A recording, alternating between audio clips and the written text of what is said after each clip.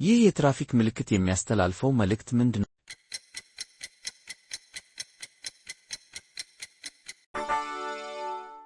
መልሱ ፊት ለፊት የሚያስኬድ መንገድ የለም።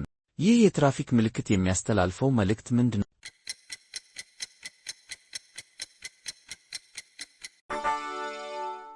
መልሱ በምልክቱ ከተመላከተው ጠቅላላ ክብደት በላይ ማለፍ የተከለከለ። ይህ የትራፊክ ምልክት የሚያስተላልፈው መልእክት ምንድነው?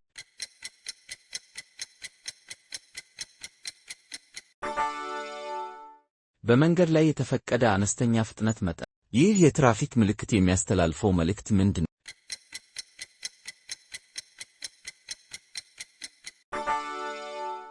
መልሱ ሰፊ ጎዳና መንገድ የሚያበቃበት ነው። ይህ የትራፊክ ምልክት የሚያስተላልፈው መልእክት ምንድነው?